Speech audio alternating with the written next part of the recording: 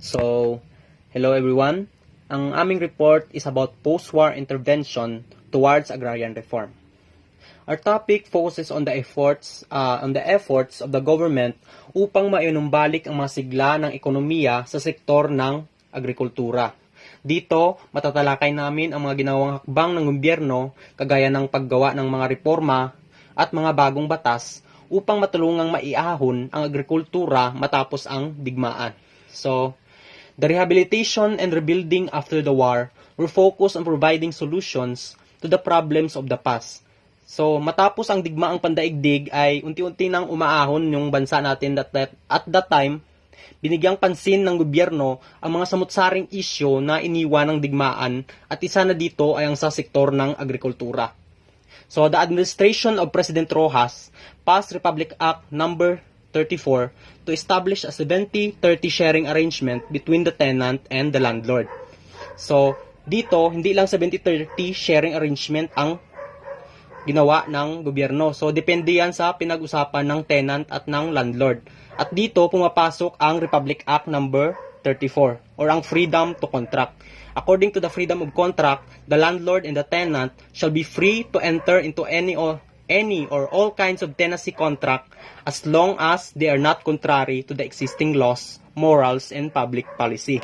So dito, malayang makakapag-usap ang tenant at landlord kung anong sharing arrangement ang kanilang patutupad. According to Republic Act number 34, meron tayong tatlong common na sharing arrangement. Yun ay ang 70-30, 50-50, and ang 30-70. So in the 70-30 sharing arrangement, the tenant will oversee all the expenditures and labor, thus, he will acquire the 70%, while the rest is para sa may-ari ng lupa.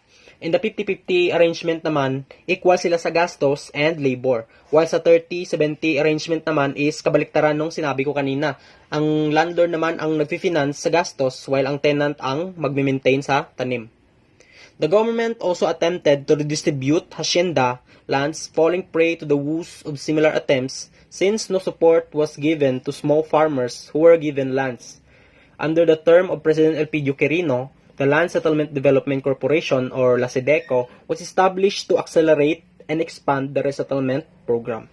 So, sa tulong ng LASEDECO, nabigyan ng oportunidad na magkaroon ng lupa, hindi lang ang mga magsasaka at mga tenant, hindi pati rin yung mga graduate ng agrikultura, mga veterano ng gera, gayon din ang mga guerrilla organizations.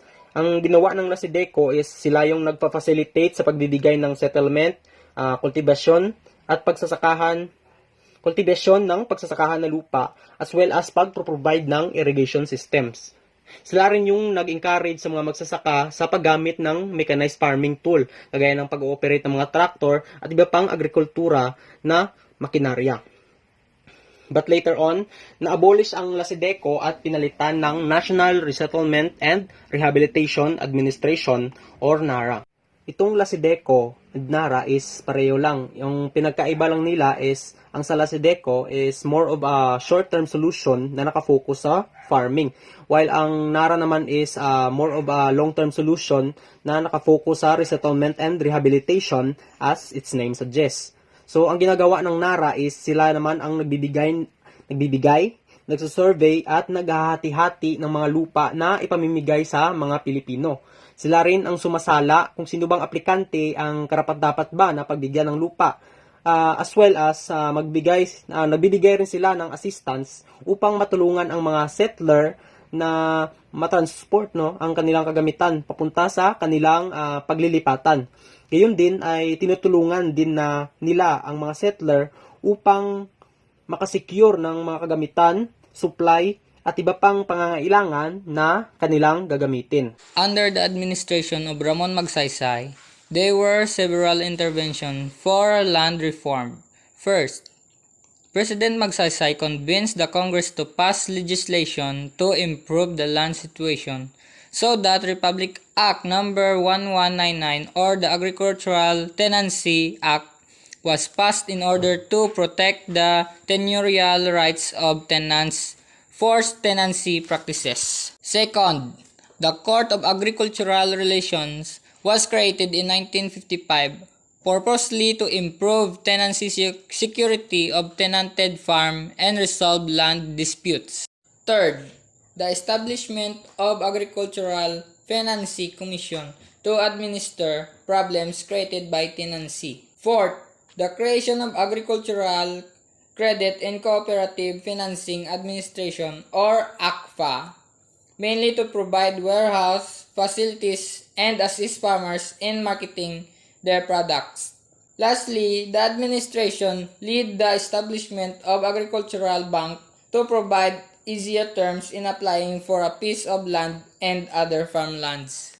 Primary Source Declaration of Policy under RA number 3844 or Agricultural Land Reform Code. Source Section 2 Declaration of Policy. It is the policy of the state. 1. To establish owner cultivatorship and the economic family size farm as the basis family agriculture and as a consequence divert landlord capital in agriculture to industrial development. So, agricultural owner cultivator means any person who providing capital and management personally cultivates his own land with the aid of his immediate family and household. Number 2, to achieve a dignified existence from a small farmers free from pernicious institutional restraints and practices. Institutional restraints are products that limit mobility and are used in cases where patients may pose a danger to themselves or others. These types of products are made with utmost concern for patient safety and produced with materials and designs that are aimed to eliminate potential hazards. Number 3, to create a truly viable social and structure in agriculture conducive to greater productivity and higher farm incomes. An agrarian society is identified by its occupational structure. People are involved in the domestications of plants and animals and other related activities such as weaving, pottery, and small occupations like blacksmith, sweepers, watchmen, etc. Land ownership is uneven. Number 4, to apply all labor laws equally and without discrimination in both industrial and agricultural wage earners. Every person has the right to enjoy the person's human rights without discrimination.